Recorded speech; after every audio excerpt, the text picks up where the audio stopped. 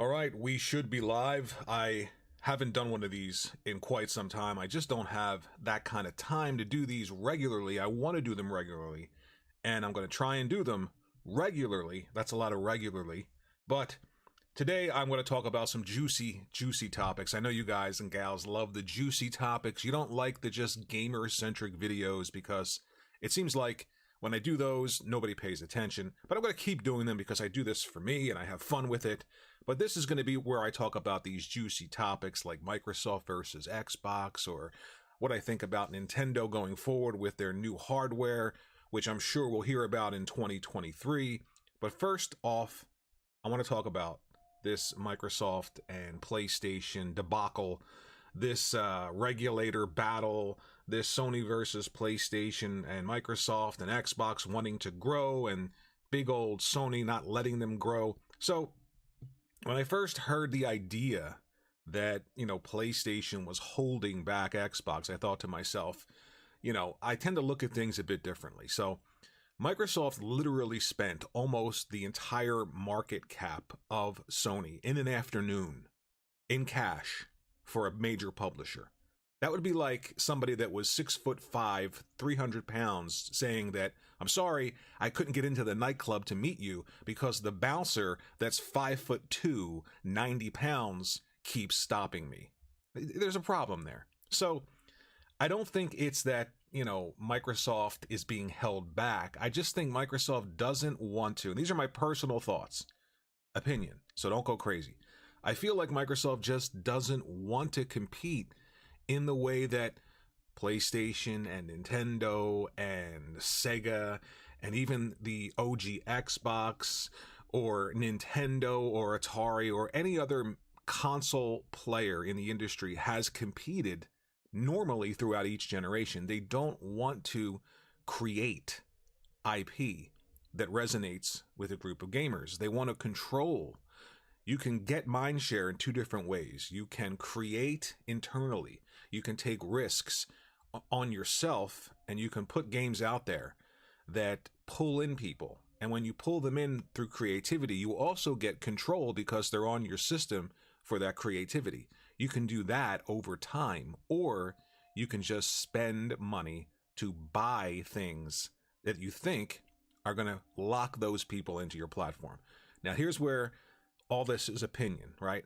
I don't like that approach. I like the approach of saying we're taking a risk in creating something that's uniquely ours. So it's an exclusive, it's a development team that we own, and it's a new IP. And we're taking that risk to get you to buy into our system and buy into our ecosystem, whatever it is. And then over time, if those IPs are successful, if you're creative enough to make things that resonate with gamers, they're going to come to your platform, and that's going to give you that control, but not in a way that's artificial. It's more organic. And I know what you're saying. PlayStation, the original PlayStation, they were a new player in the market. They didn't have a lot of clout, so they went around to third parties and they said, hey, can you make games for us on the PlayStation? Sure. They did that during the PlayStation 1 era. When you get to PlayStation 2, they started to build out their own portfolio of IPs, and when they brought people in, they got a ton of drunk Nate. What's going on, buddy? When they brought people in, they got a ton of mindshare, and then they expanded that by creating their own IP. So it was a more organic way of doing things. I understand it's semantics, right? I'm not saying Xbox is bad, PlayStation is good. I'm just trying to explain this in a way that I see it. So if you're hearing me say this stuff and you disagree, just let me know in the comment section below. Try and take it easy. It's just opinion. With the original Xbox, they were really doing that. Ed Freeze recognized this idea of creating your own internal studios, creating your own IP, building up the Xbox brand based on creativity that was uniquely theirs, just like Nintendo does, just like Sony does with PlayStation. And at some point, they just decided it was more about productivity and revenue. And Ed Freeze left, and they went on to create some new things. But then the Xbox 360 generation, we got the whole Call of Duty map packs first. That's kind of ironic, right? Buying timed content is a bad thing now. It's never been a bad thing. It's not like Microsoft today can't buy content. It's not like Microsoft can't say, we're really angry that Final Fantasy 16 has this deal with PlayStation. They've got more money than any major player in the video game industry. They can go to Square Enix and say, hey, listen, we understand that you have this deal with Final Fantasy 16. How much did they give you? Oh, really? That's all? Here's double. You don't think that deal would end? But Microsoft doesn't do that because they're not interested in that kind of competition in the video game industry. They're not interested in creating partnerships or creating brand new experiences for their audience. They're interested in the Windows template. Again, let me reiterate, this is my opinion. They're interested in replicating what Windows did for them in the OS market, which is essentially a monopoly. They're interested in doing that with Game Pass. And I'm not saying that this is a bad thing or a good thing. It's just what I see, what I personally feel. They're interested in turning Game Pass into Windows. And what they're saying is essentially, hey, we know that you have these stores that sell, let's say, sneakers. I'm going to go with Jordans, right? Because I'm old. Everybody sells Jordans, right? 3 stores, they all sell Jordans. How do they compete with each other? Well, they got to buy the Jordans, and then they got to compete on price, right? My Jordans are $100. His Jordans are $150. His Jordans are $200. Okay, great. Everyone's in the market. Everyone gets a piece of the Jordans. Drunk Nate says, I agree with you on that 100%. They are not interested in pushing the gaming field forward like Sony and even Nintendo is pushing the technology forward. Exactly. So they've all got these Jordans. They can all get them. They buy them from the Jordan manufacturer and they all compete on price. What Microsoft is doing is saying, you know, we don't want to create a store that sells Jordans because it's too hard. All these other stores are already established. They did the work. What we're going to do is we're going to buy Jordans. We're going to buy the entire factory. We own Jordans now. And yes, all 3 of those stores, you can still get those Jordans and you can still sell them for $100, $150, $200. But what we're going to do, we're going to sell Jordans for $15 a month. You see where that becomes a bit nefarious? It's an unfair, you're creating an unfair market. You're creating a market for yourself that gives you complete control while allowing other markets to still get that product, right? Because you want to appear like you're fair because they're all getting it, but the net result is you're selling the product that they're competing with at a much lower price, a price that they can never match because you now own Jordans. So in the end, you're going to have control over that entire market and you decide who can succeed and who has to fail. That's what they're doing with Game Pass. And I'm not saying that's not a smart thing to do, right? If you've got that kind of money and you've got that kind of leverage, okay, you can do that. Personally, though, myself, I would rather Microsoft say, here's why you're going to subscribe to Game Pass. Check out what we're creating. Nelson Gaming Morning Warrior. What's up, buddy? Thanks for stopping by. I appreciate it. I haven't done one of these in a while, but I would rather Microsoft, let me take a quick drink. I would rather Microsoft and Xbox say, here's Game Pass and here's why you're going to subscribe to it. Not because we've got content that everyone else has always had and we're undercutting everyone by stepping in and spending money that no one else ever could so that we can squeeze them out and make our service competitive competitive at a point where no one else can compete. How can you compete with Windows OS at this point? Let's say somebody wanted to create their own operating system.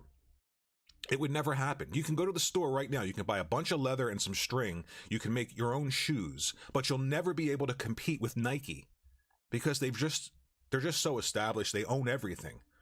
It's the same thing they're doing with Game Pass. They're just going to buy content that was always everywhere else and everyone fought and competed for. Remember during those Xbox 360 days, right?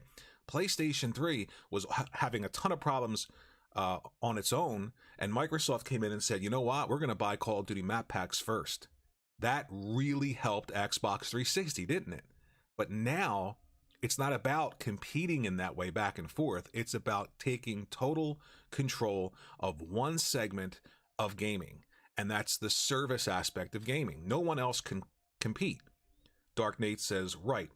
Best way to sell Game Pass would be check out these amazing AAA games only available on Game Pass created by scratch from Xbox. Exactly. That's how you compete. That's how you garner mindshare and consumers and gamers in an organic way, as opposed to saying, we really can't create anything good. And they actually said that, which is strange because I don't believe that. I don't believe that Xbox can create something as good as PlayStation. They actually said that their first party games just aren't as good as PlayStation's. I would have never said that. I would have said something like, we appreciate all the major players in the industry like Nintendo and Sony, and we're striving to be as good and maybe even better than them when it comes to creativity. That's what I would have said. And that's what the mantra should be at Xbox. It shouldn't just be, if you notice, everything's in like a holding pattern right now. There's nothing happening with Xbox. There's no games releasing apart from just these little 8-bit, 16-bit games dropping into Game Pass. Not that I don't like 8-bit and 16-bit games. I do.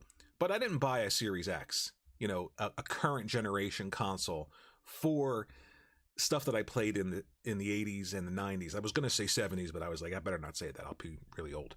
But I want them to create. And maybe people are saying, well, once they get these acquisitions out of the way and these studios and these big publishers are first party, then they're going to create new stuff.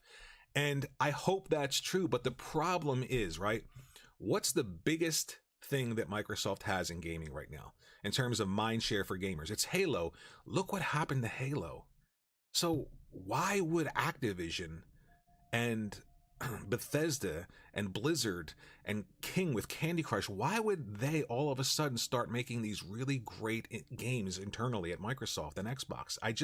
I have this real aversion to what they're doing and buying everything, and it just feels like instead of really putting their heads down internally, just take a look at the initiative, right? Remember when they announced the initiative?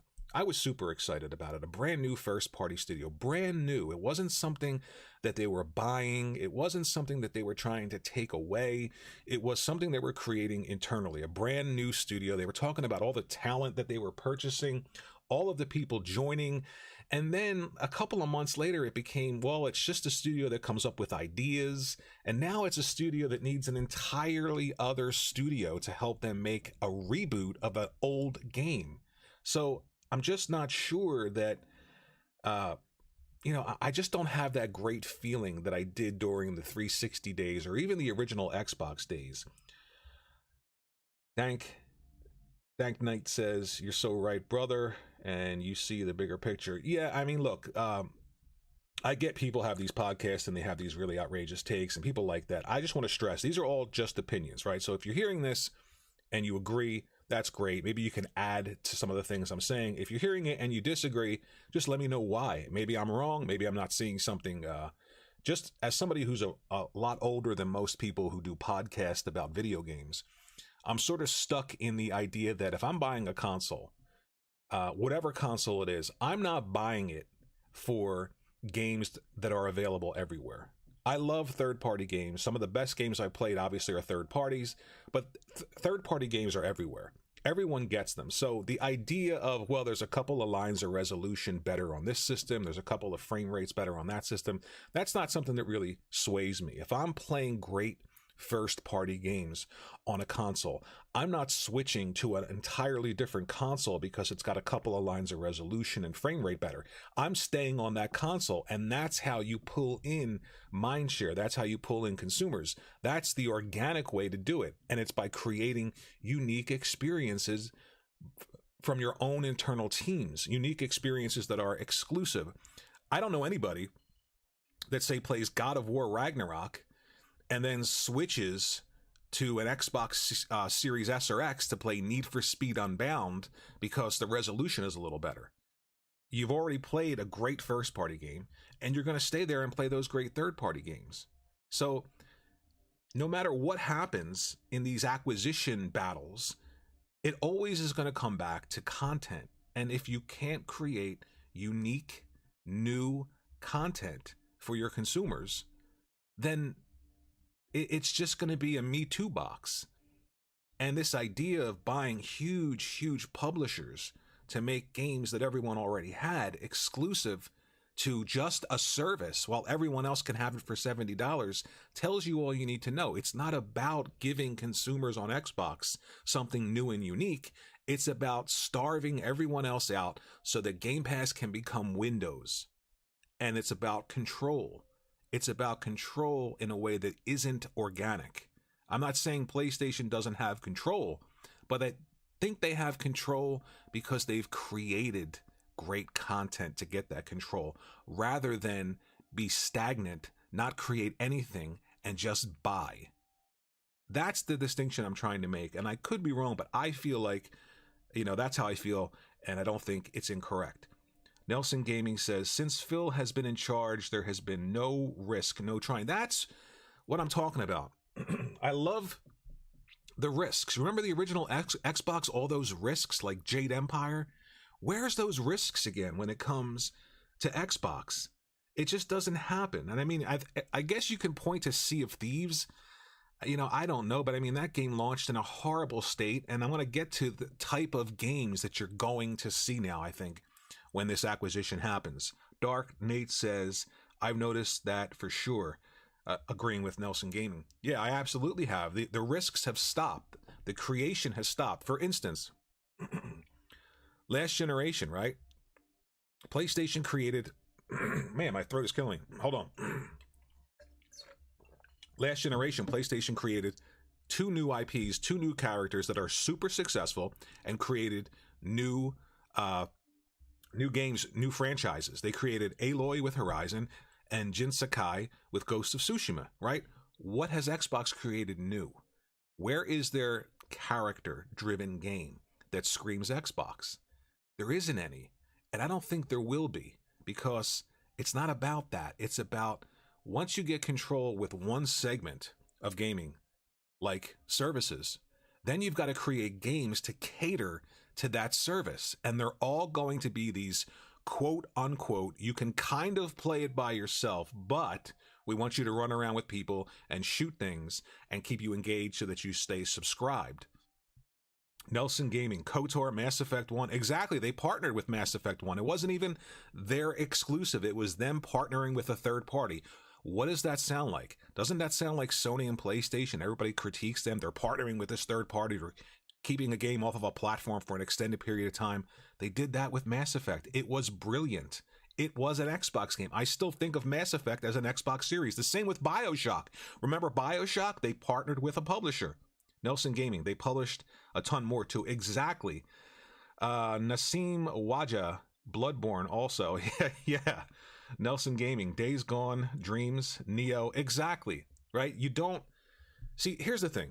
When you create great things internally and you have the mind share of gamers, third parties, sometimes it's easier for them to work with you. They're going to want to work with you. You're going to have these deals. They're going to be organic. They're going to make sense. It's not that, they hate Xbox. I'm sure some of these third parties really like Xbox, and you're seeing some of those games now show up on Xbox, like Monster Hunter is coming to Xbox. So it's not about this love-hate relationship. It's about Microsoft with Xbox forgot how to engage with the industry. They're not engaging with the industry. They're just trying to control it. And instead of trying to control it, join it, contribute to it. Nassim Waja. Wow, you pronounced my name right. Yeah, I've been around the block. They're trying to control it in a way that I think is turning a lot of people off. Now, look, it's also turning a lot of people on because the Xbox Series S is selling much better than the X. And, I don't know if I like that either, because now you have something that needs to be created for first. And the Xbox Series X sort of gets the, I guess, better version of a lesser game internally because they're creating with a system with much less RAM in it. But other than that, I think that I just don't feel that, feeling that I had when I got the original Xbox. They talked about, they had the hard drive in the box. You can rip your music CDs to the hard drive and play music while you were playing different games. I used to play 80s music while I was playing games. Invader Gaming says, good morning, Worry. What's going on, Invader? Thanks for stopping by. I appreciate that. And I love the risks that they were taking. I loved some of the games coming out. I loved like Escape from Butcher Bay. That game was incredible. They were just trying new things, and it felt like they would try a new IP, they would create it, it wouldn't sell that well, and then they would just forget about it instead of taking that risk to keep it going. And I understand that as being a new player. Nassim Wajah says, Todd Howard feeling the pressure now.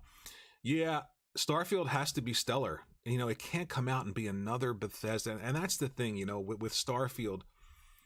This is a game that was being created before Microsoft purchased Bethesda. This is a game that would have been everywhere. And now it's not going to be everywhere. It's not something that they started themselves, right? Microsoft got a studio, started a game, announced it, and then it's like exclusive. It's something that would have been everywhere, and now it's not.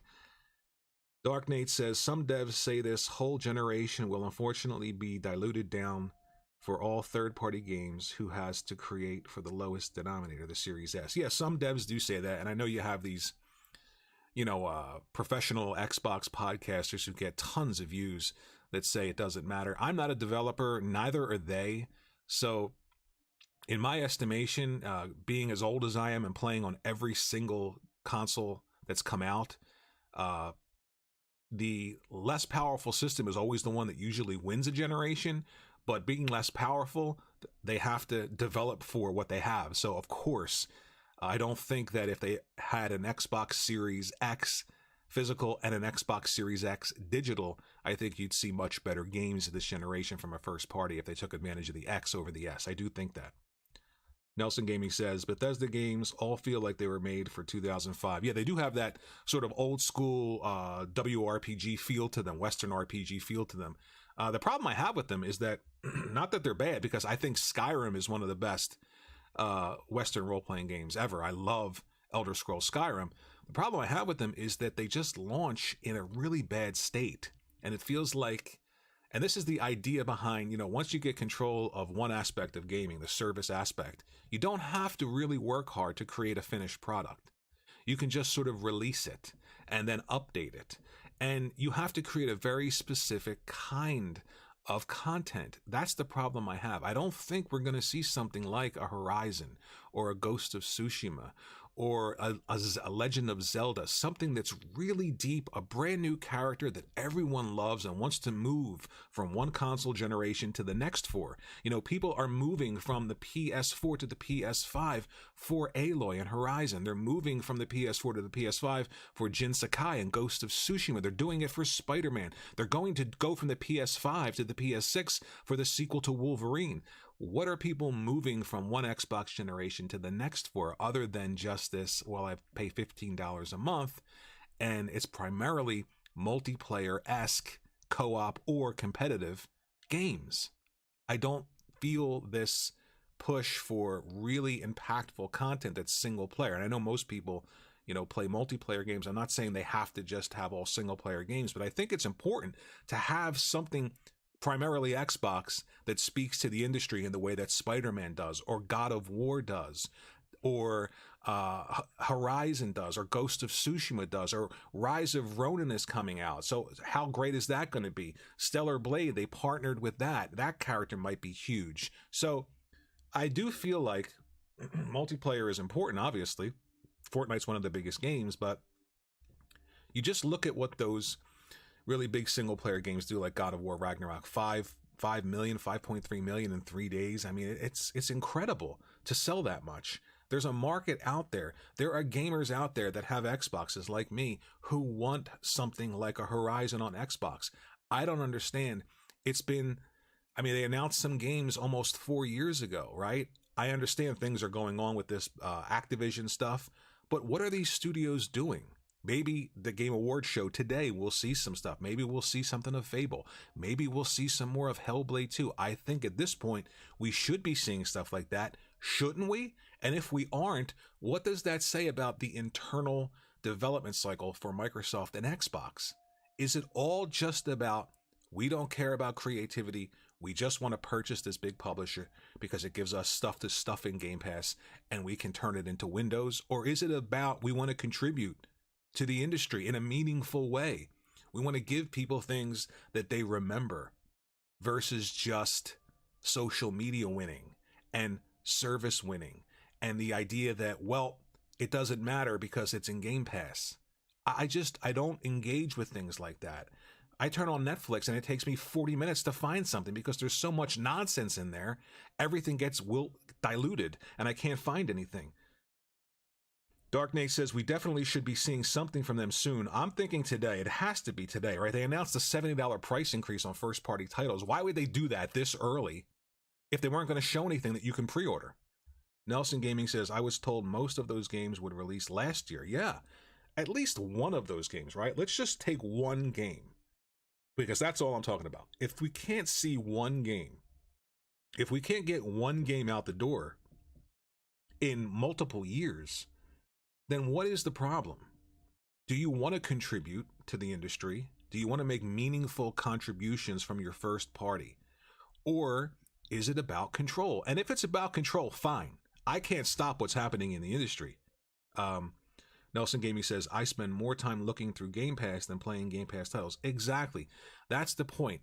Now, Nintendo, a long time ago, when Sega was going through their debacle and they got out of the console industry, they paid close attention to what happened to Sonic. And I want you to pay attention here because Sonic was huge on Sega's systems. It was an exclusive. It came out with the systems or later on in the lifespan of the systems, and people waited for the next Sonic game.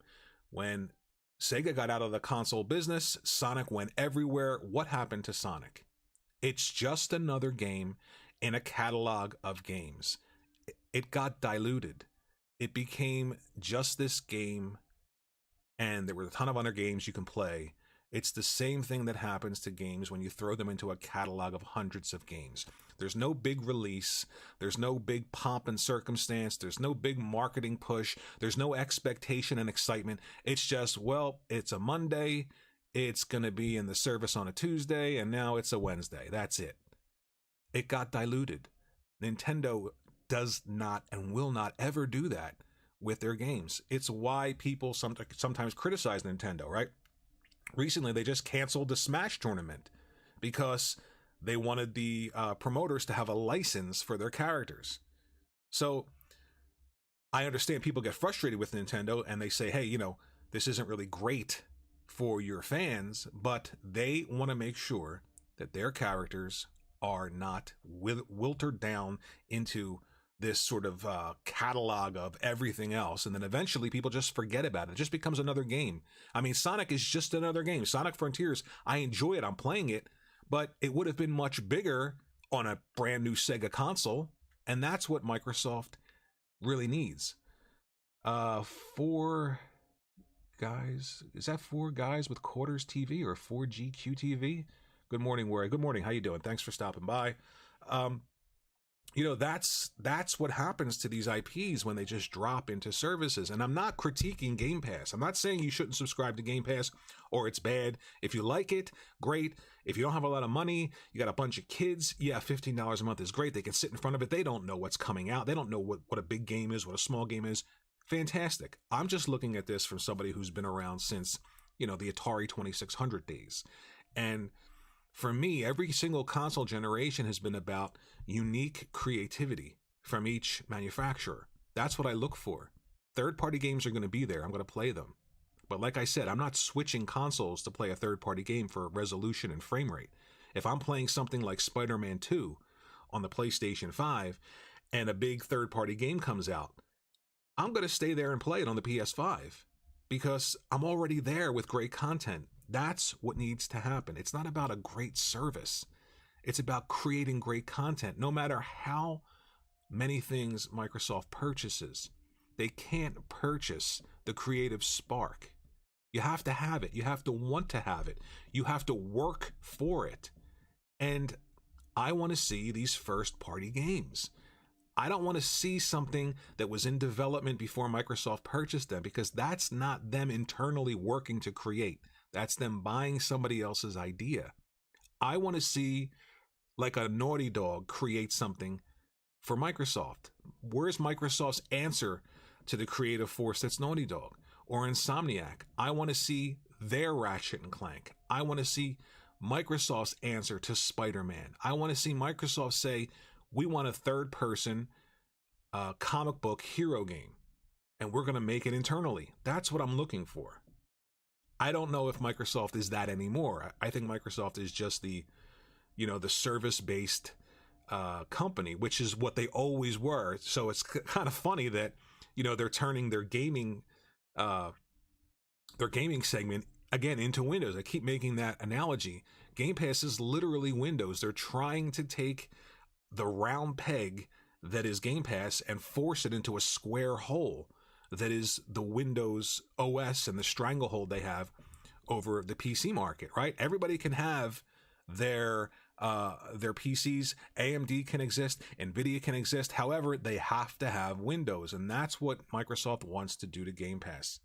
PlayStation can exist, but if PlayStation wants to have a service, it has to fail because they have to have Game Pass. If Nintendo wants, well, Nintendo doesn't even factor into this. This is why I love Nintendo. I'm going to get onto that. Nassim Waja says, Marvel went to Microsoft first with Spider-Man. Exactly. How do you pass on that? This is the problem I have. Internally, they seem to just want to make Game Pass Windows. If somebody comes to you with Spider-Man and you have a platform that plays video games, why would you say no to that unless you don't have the creative people to make something great? That's the only answer there is. Dark Nate says, yeah, and Insomniac tried to sell to Microsoft first, but they said no. I didn't know that. I know they made Sunset Overdrive. I didn't know that they tried to sell to Microsoft. I mean, if that's true, I have no idea why you would say no based on the pedigree of Insomniac. I mean, that's just insane. But, I fight against services, not because I think that they're bad, but because I think that they're creatively bankrupt. I really do. I mean, you look at Netflix, you look at Disney Plus. I mean, some of the stuff that they create is just so bad. And people just don't care because they're paying a certain amount of money a month. Mediocre content becomes good content if you're paying $15 a month. I don't understand that. It's either good or it's mediocre. It's not the price that dictates quality. It's the quality that dictates quality. Nelson Gaming says, who told you Insomniac tried to sell to Microsoft? Yeah, I never heard that. I never heard that at all. That's incredible.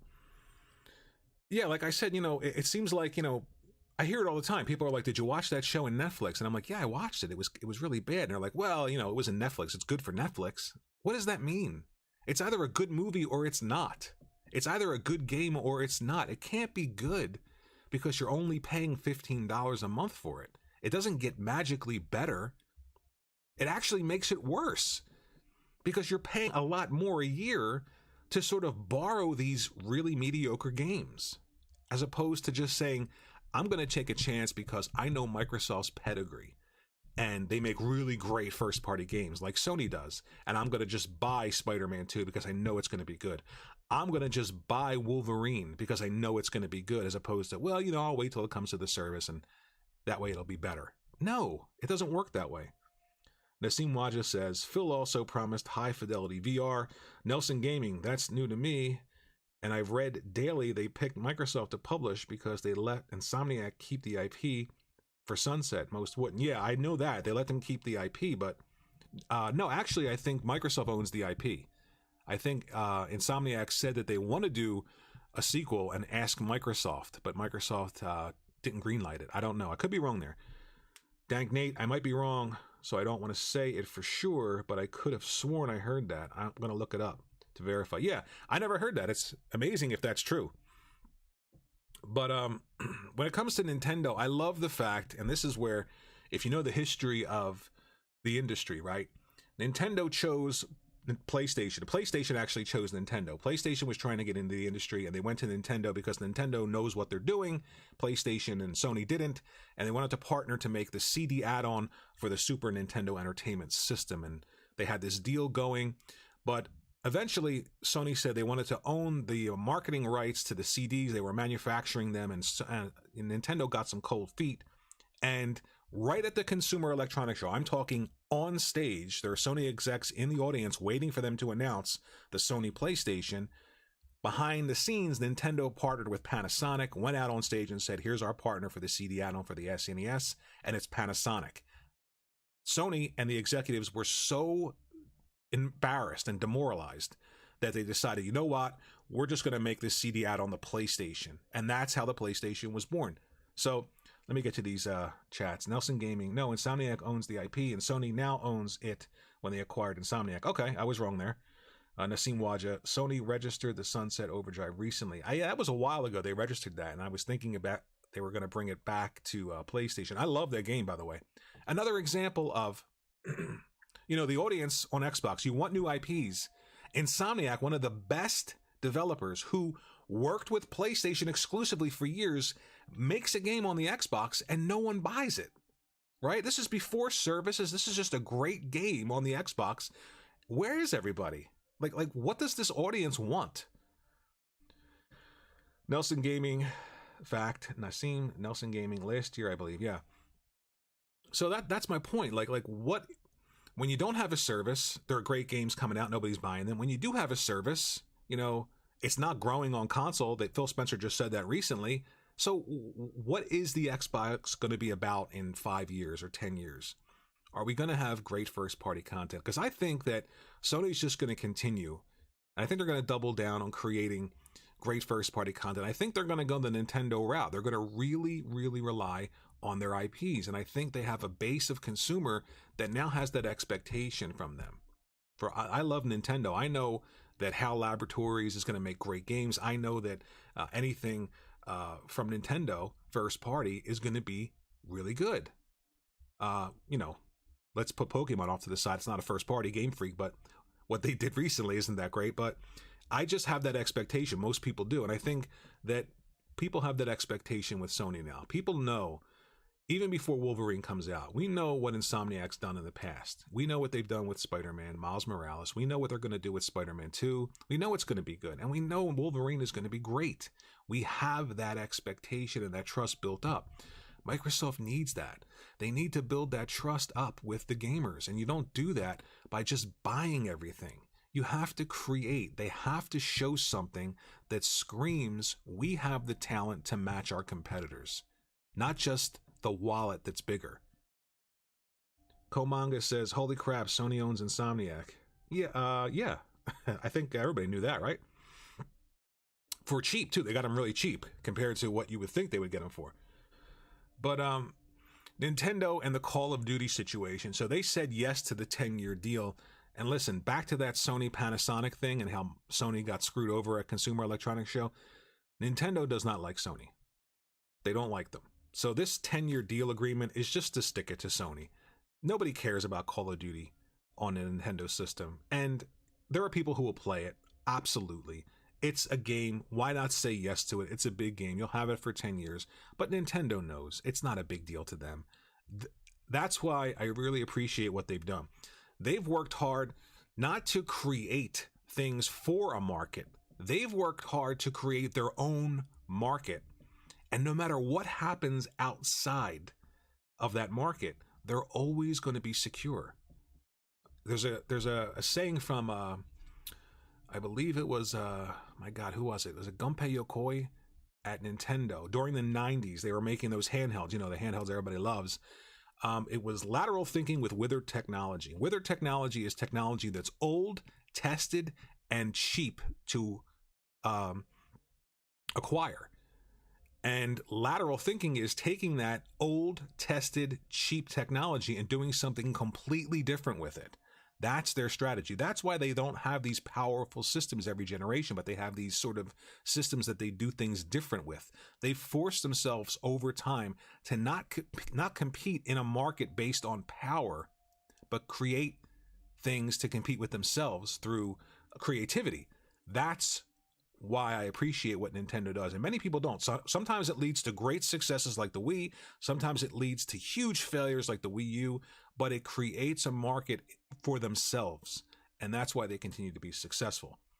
Komanga says, Nintendo is the reason we have PlayStation. Exactly. I just explained that. Sony could have released a new handheld. Nassim, yeah, you know what? I'm shocked that the PlayStation Vita didn't sell well. I love that device. I wouldn't be surprised if the PlayStation 6 was some sort of hybrid, because Sony always follows Nintendo. Always. I wouldn't be surprised if it was some sort of hybrid. I really wouldn't.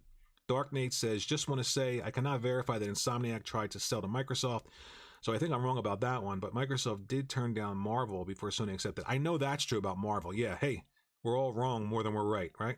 Nelson Gaming, Sony don't want to split resources on 3 different fronts. Trust me, it's too much. Yeah, 3 fronts, you mean like services and consoles and handhelds? I don't know. I don't think Sony's ever going to do a handheld again unless it's a hybrid system like the Switch was. And if they can get a handheld that can play PlayStation 6 games at lower resolutions, frame rates, and textures, that would be something that I think is interesting. But I'm not sure. I think that obviously Nintendo is always going to do the hybrid system because it's just who they are. They're a handheld company. They're a console company. It just makes sense for those two to come together. The Wii U was sort of the in-between stopgap for them figuring that out. But as far as Nelson Gaming, VR console handheld, yeah. I don't even think Microsoft's doing VR, which is again a big disappointment to me because I'm excited in VR. I'll buy the headset. I'll play the games. I love the first PlayStation VR. I played some games that were absolutely incredible, and I love having different ways to play. I love having a system that gives me different ways to experience games. Dark Nate, well, Sony about to lead the VR market too, along with their console. Well, yeah, I think the PlayStation VR for the money is probably the best VR headset you can buy. At the time when it comes out, it's certainly going to have the most support, I believe. But again, it's just another way of making a product. That's the thing. You've got to create products too. They're a hardware company. They're not a service-based company, so they're going to keep creating hardware, different types of hardware, and hopefully they sell well. Sony heavily, Nassim Wajah says, Sony heavily invested in PlayStation Mobile now. Yeah, I mean, mobile is mobile. Everybody's going to get into it in some degree or other. But people keep saying how it's huge, it's the biggest gaming market. That's fine. But at the end of the day, just because there's a finite number of consumers who play consoles doesn't mean that they're going to go away. And it doesn't mean you can't cater to a finite number of consumers. Just because there's only 450 million, say, people who buy consoles doesn't mean you have to just stop catering to them. There's a market there. It's pre-baked in. Go after them. What's the problem? You can always lower your cost and make more money. So I just feel like Microsoft is sort of, they've got so many eggs in these, they put all their eggs in this service basket, and it just, where is the other stuff? Where is the creativity? Show me something that is going to wow me. Show me something that says, hey, have you seen Horizon Forbidden West? Well, look at this. Hey, if you think Spider-Man 2 is great, look at this.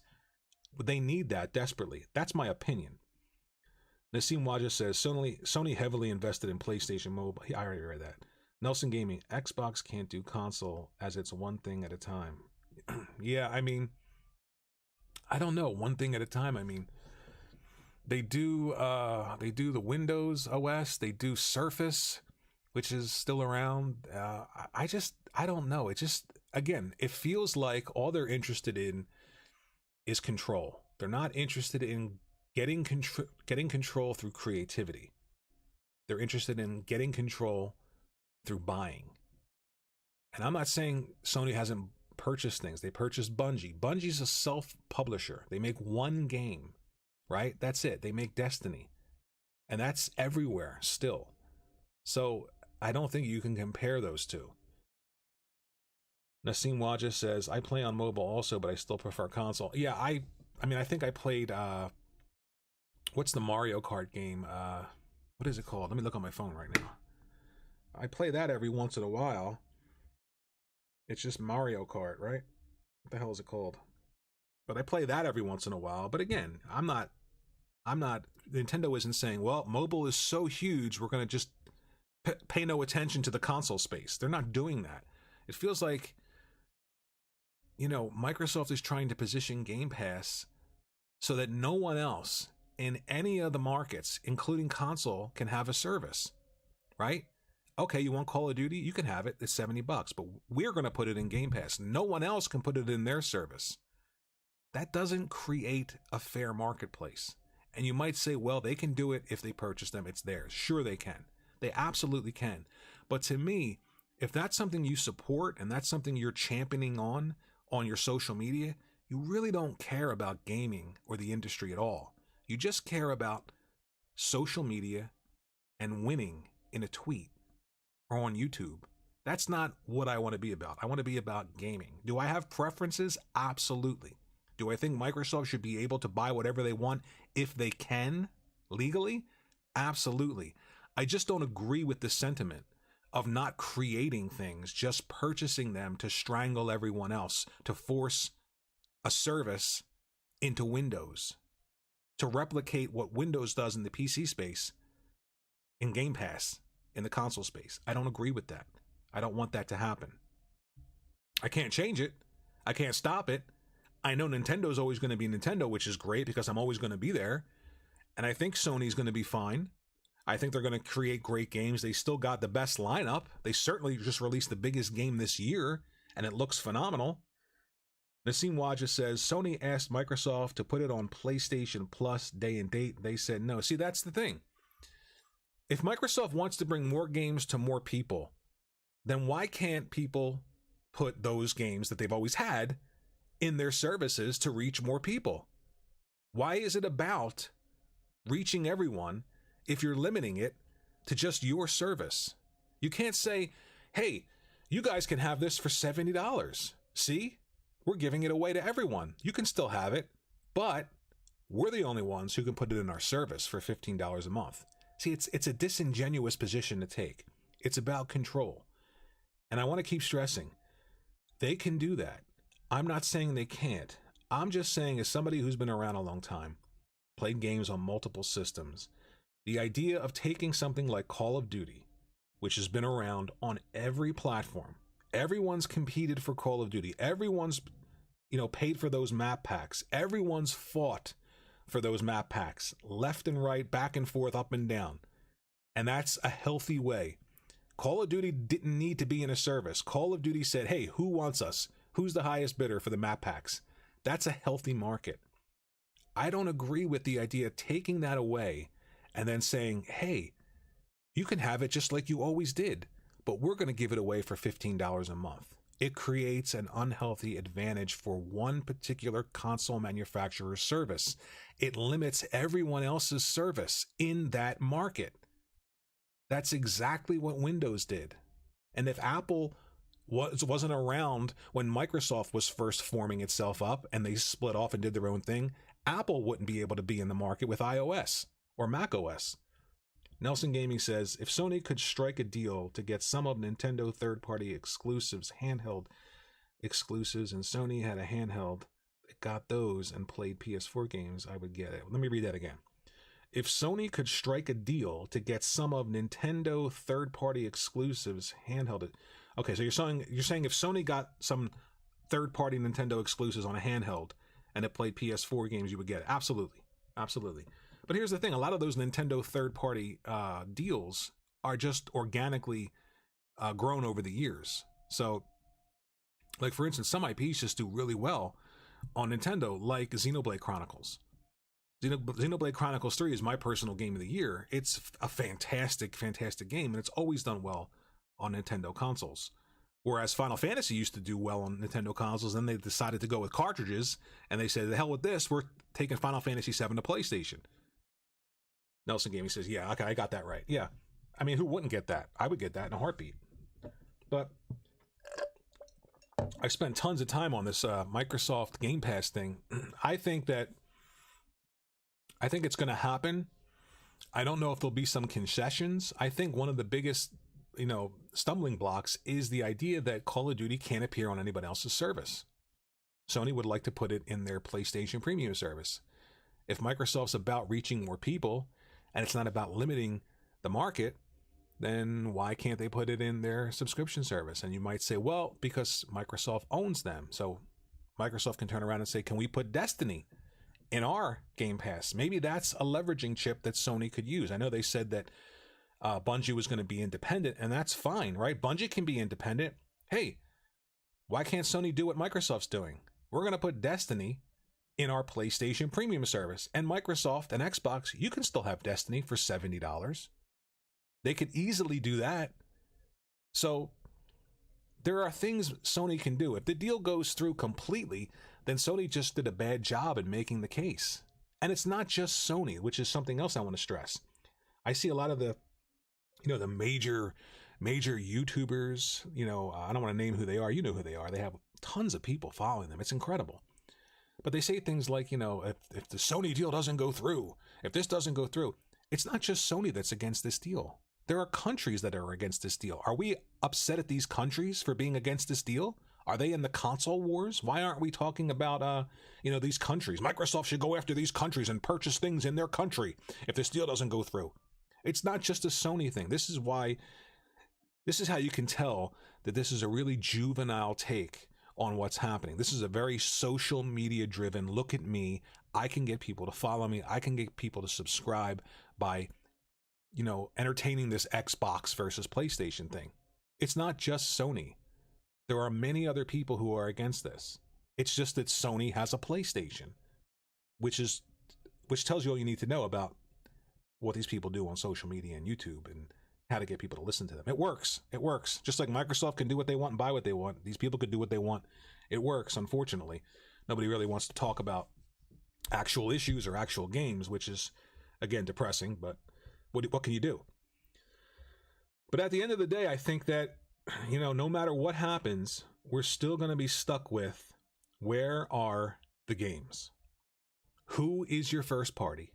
What are their names? Who is your daddy and what does he do? Who are your first party studios? What are their names and what are they working on? Komanga, this is the Worrywart Podcast Show. Hit that like button, people. You would think I would say that, right? That's how disconnected I am from what I'm supposed to be doing. It's going to come down to, what's funny? I didn't even change the screen. I have another screen here of Metroid Prime. Look at that. I've been talking for almost an hour and I forgot to go to the video. Oh, man. This is Metroid Prime on the GameCube. I actually filmed this. This game is phenomenal. This is an indication of, I think gaming in general needs to get back to being creative and different. And, Sony does that. Microsoft, the Xbox, they just need to do that. I'm harping on Xbox because I want them to do things better. I want better games. I don't want to talk about acquisitions. I don't want to talk about Call of Duty. I'm not buying a console for Call of Duty. If people are buying a console for Call of Duty, then I just feel like, what's the point?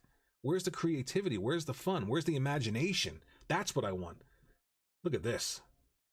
I love Metroid Prime. I want to get the other two games in the series, Echoes and what's the other one called? I forget what it's called. But hopefully we see Metroid Prime 4 maybe at the Game Awards show. I don't know what time that starts, but I might tune in. I'm not sure. I'm not really into these big commercialized video game award shows because it's like everybody gets a trophy. Really bad games get trophies and good games sometimes get snubbed. I don't know.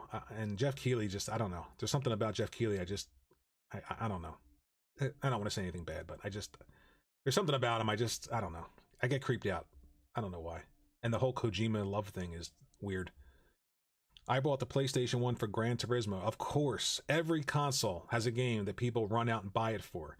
They're not running out for third-party games. Hey, buy our system because we've got 12 frames per second more than the other guy.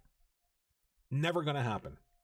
It's just not going to happen. And the people who care about that stuff, you think they're the market because they're on social media and they've got 30 or 50 or 50,000 followers who tune in every week. That is not the gaming market. Everyone runs out and buys a console for that one game that you can only get on that console. And I think that turning that sentiment into everyone's running out and getting it for a service that's only on that console is strange to me. Really strange. I could be wrong, right? Maybe I'm just old. Maybe this is the future. Maybe PlayStation's going to go away and the entire industry is going to be service-based except for Nintendo. Well, then I'll just play on Nintendo. Because they're always going to be around. They're essentially a toy company, and I don't mean that in a bad way. I mean that in a good way. Nassim Wajah says, you ever played Mega Man? Of course.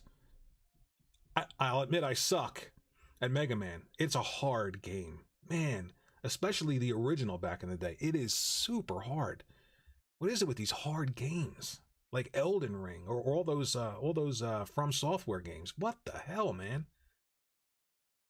Oh, oh, look at that. Huge explosion there. I love this game. I cannot wait for Metroid Prime 4. Metroid Dread was the best-selling Metroid in the series, over 3 million. It's odd that Metroid doesn't sell as well as like Zelda and Mario. It's really odd. I think if they do a good job with Metroid Prime 4 and introduce it in a first-person, the first-person shooter market is sort of saturated, but people love first-person shooters. I think this will be a huge game, Metroid Prime 4, and I know Retro Studios is going to get it right.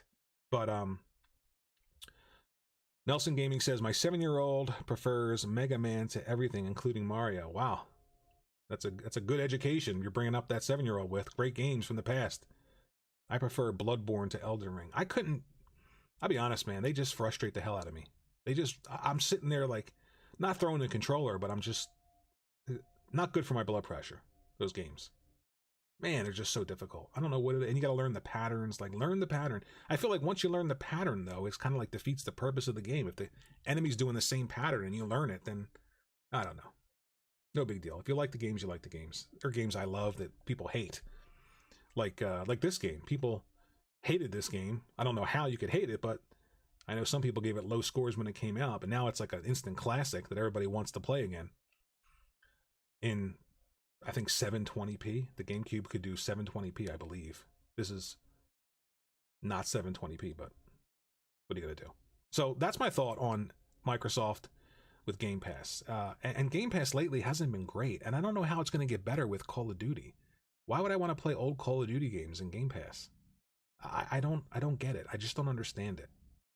I want them to create things. I want them to make great games. I don't want them to make a great service based on how much they purchased, based on the idea that Call of Duty has tons of mind share from people who just want to play online and shoot each other, because there's nothing creative there. If you have an audience that just wants to kill people in HD, then I don't know where you go from there. You have to have creative ideas. You have to have new IPs that are great. You can't just be a one-trick pony, and that's where I think we're headed. And I hope that doesn't happen, because like I said, the original Xbox, there was a lot of promise and there was a lot of excitement around that console. I was there when it launched. And to go from where it was to where it is now, which is, some people say it's in the best position it's ever been in Xbox. I don't know. Maybe, again, I'm disconnected from everything. I just don't feel that. And I hope that they get there. I'm not saying they can't. I'm not saying they shouldn't be doing what they're doing. I'm just saying that I don't agree with it. We haven't seen anything from Hellblade 2 yet. Why? Well, we saw that sort of quote-unquote gameplay video, right, where she was walking forward and then walking backwards. So I don't know. I don't even know what that's going to be. Is that going to be a fully fleshed out single-player game, or is it going to be a smaller title? A passion project is what we usually hear when a game doesn't turn out to be the way we expected it, right? It's a passion project. And I'm not against 2D games or pixel style games, but I didn't buy an Xbox Series X for Pentiment. I didn't do that. Those games can exist, but the problem is that's all that exists. And I want more. Komanga, Xbox should be getting some good games for 2023. It's possible. Yeah, it's possible. It's been a while, right? I mean, I've heard that before. Next year, but I mean, it's going to be 2023. There should be some good games. Absolutely. I'm not saying there won't be. It could be. All of this, when it's done, could wind up being, just something that is me critiquing it, and it turns out to be great, right? They could have great games. Their first party could come out and be phenomenal. And if that happens, fantastic. Because all it means is that PlayStation is going to have to work harder. And their internal teams, who are already super talented, will have to come up with new and mind-blowing ideas, which is great. Nelson Gaming. Anno Mutationum, yes, that's a great game. Was legit, but not why I bought a PlayStation 5. Exactly. That game is really, really good, right? But you've got God of War. You've got Horizon. Those are cross-gen games. You've got Ratchet and Clank. You've got Bloodborne. You've got Neo. You've got Spider-Man 2 coming. You've got Wolverine coming. You've got their unannounced projects coming. You got PSVR 2 coming. You see what I mean? There's this excitement. I could just rattle off the top of my head things I'm excited about. And when it comes to Xbox, it's Call of Duty. I don't feel that excitement. And if other people do, fine. I just don't feel it. And I want to feel that excitement. I want to feel that they have creativity, they've got great creators, they've got great ideas, and they've got great games. That's what I want to feel. So we're coming up in an hour. I didn't think I would talk this long. That's incredible. I had 10 people here, which is great for me because I didn't share this out on social media, and I'm not one of the huge podcasters that does the whole drama thing to get people to tune in. I know that's popular, and it's not bad if you do it. I mean, it works. Dark Nate says, huge discrepancy between the two corporations. Yeah, there is a huge discrepancy. They're both corporations. They both want to make money. They both have to answer to shareholders. But like I said, my opinion is you can garner control over a market through creativity, or you can garner control over a market through spending. And I'd rather go with the company that is trying to be creative, to pull gamers in, to get control by selling a lot of consoles, versus the company that isn't being creative at all, just has a ton of money and is buying essentially their way in. And I want to stress, I'm not saying that that's bad. Just because you have money and you can do things with it, you can. I would just rather go with the company that's being more creative when it comes to the type of content that I think should be put out there in the industry. That's all. That's all I'm saying. So I appreciate everybody tuning in. I am going to end the stream at 1 hour and 1 minute and 38 seconds. It's still counting. And I'm going to try and do these more often, maybe once a month if I can. But once I have more time on my hands, I'm going to do them a lot more frequently. And I appreciate everyone tuning in to the WorryWartGamerShow. Like my little icon there. Now I know how to switch back and forth between two different sources. I'm coming up in the world when it comes to Streamlabs. Thanks for tuning in. I appreciate it. And I will see everyone in the next video or the next